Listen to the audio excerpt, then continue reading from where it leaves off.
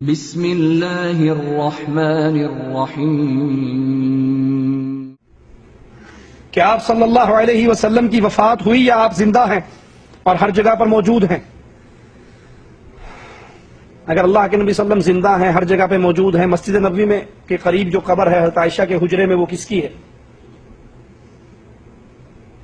خود بھی سوچئے، اللہ نے عقل دی ہے، آپ خود سوچئے، اگر اللہ کے نبی صلی اللہ علیہ وسلم فوت نہیں ہوئے، زندہ ہیں، ہر جگہ موجود ہیں، تو وہ قبر مبارک کس کی ہے؟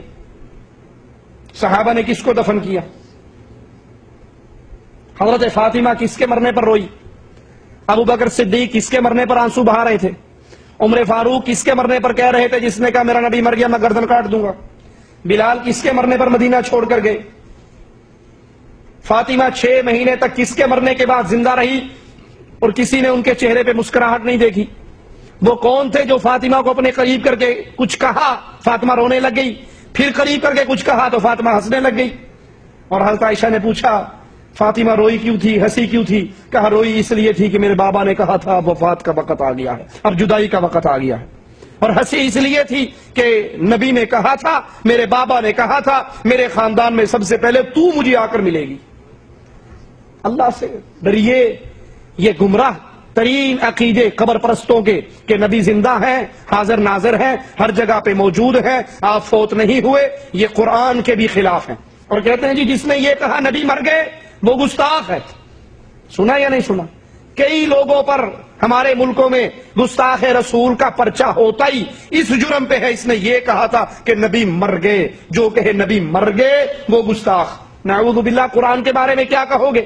قرآن اللہ کے نبی کی گستاخی کرتا ہے؟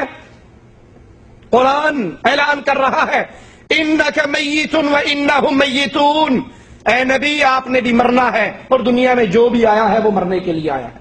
وما محمد الا رسول قد خلت من قبلہ الرسل افإن مات، محمد صلی اللہ علیہ وسلم گزرے ہوئے رسولوں کی طرح ایک رسول ہے۔